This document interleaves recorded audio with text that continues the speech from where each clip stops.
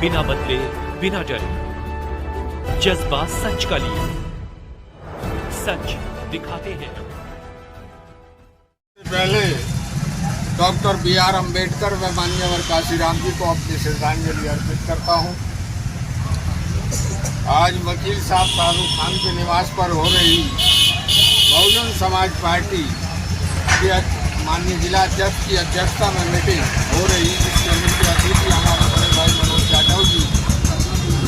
जाटव जी, लोकेश सभासद, फारूक सभासद और मेरे सामने बैठे सभी इज्जत और एहतराम के काबिल मेरे अपने बुजुर्गों, नौजवान साथियों, प्यारे बच्चों, सभी को सबसे पहले जय भीम और अस्सलाम वालेकुम। अभी विनोद भाई ने बहुत अच्छी बात बताई पार्टी की। मैं मानता हूँ ये कि जब से मैंने चुनाव लड़ना शुरू करा है, आप लोगों ने हाथी के अलावा वोट नहीं किया। माननीय मुख्य अतिथि को अवगत कराना चाहता हूँ, मनोज जाटव जी को, कि पिछले 30 सालों में चुनाव चाहे MLA का हुआ, चाहे MP का हुआ, चाहे चेयरमैन का हुआ, हमारे यहाँ के मुसलमानों ने हाथी के अलावा वोट नहीं दिया। 30 साल से 30 साल से बहुजन समाज पार्टी को वोट दिया है और माननीय बहन जी ने ही आस्था जताई। और आगे भी आने वाले चुनाव में, चाहे उससे भी आने वाला अगला भी चुनाव हो, तब भी ये बहन जी में ही आस्था रखेंगे और बहुजन समाज में ही आपको वोट करेंगे। तो भाइयों, आज ये जो मीटिंग हुई है, शाहरुख भाई अच्छा लड़का है, वकील है, और मैं इसकी तारीफ भी करता हूँ। जगह जगह कहीं बैठ के मुरादनगर में मौका मिल जाता है। अच्छा बोलने वाला लड़का है और अब वकालत भी ठीक ठाक कर रहा है।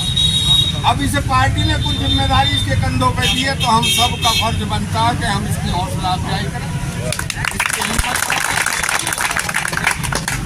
हमें भी किसी ने पैदल चलना सिखाया होगा, आज इसे भी आप लोगों की, हमारी सबकी पार्टी की बहुत ज़रूरत है।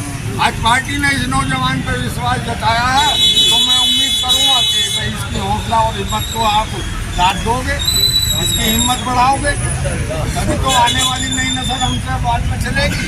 मैं हमारा क्या, हम तो रिटायर हो, भाई जी के बाद सफ़ेद हो गए, हमारे सफ़ेद हो गए, अब कितना चलेंगे हम?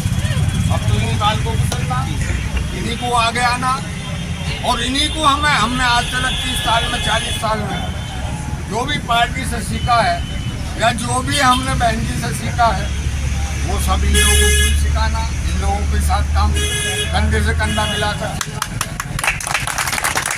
तो बस मैं एक बात कहना चाहता हूँ कि भैया इसमें कोई दो राय नहीं। अब आप देखिए, भाजपा की सरकार चल रही है, सबसे ज़्यादा जुल्म तो हम पे ही हो रहे,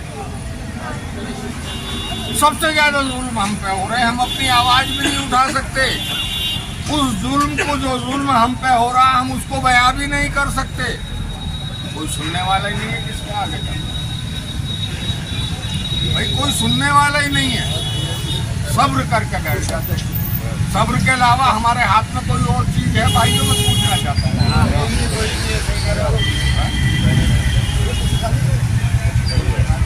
हर पार्टी कहती है, सपा, कांग्रेस,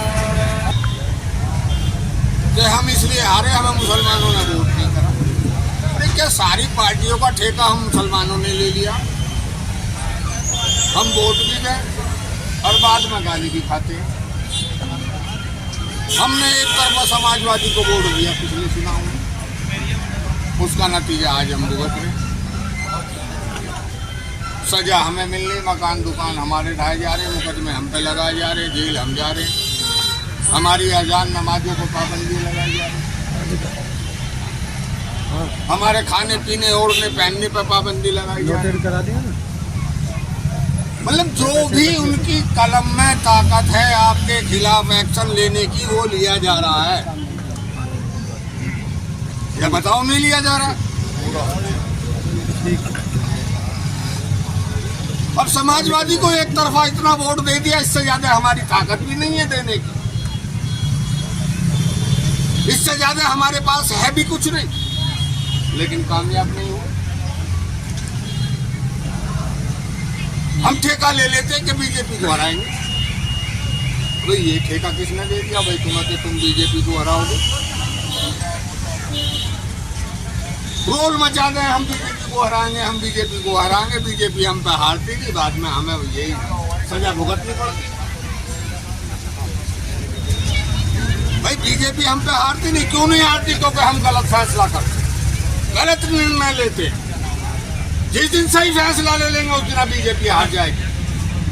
और सही फैसला ये है, जिस दिन इस देश का दलित और मुस्लिम मिल गया, बीजेपी हार जाएगी। तुम्हें 10 बजे हार जाएगी, वरना तुम्हारी ताकत से बाहर बात है, तुम बीजेपी को हरा। अल्हम्दुलिल्लाह मैं भी आपके बीच में हूँ, बीच का ही, और आज जो भी कुछ हूँ वो भी आपकी बदौलत है। लेकिन हकीकत और सच्चाई ये है कि जिस दिन इस देश का दलित और मुस्लिम एक प्लेटफार्म पे आ गया, दुनिया की कोई ताकत इस समीकरण को नहीं हरा। तो इसलिए मेरे भाइयों, आने वाले चुनाव में बहुत सोच समझ कर निर्णय लेना।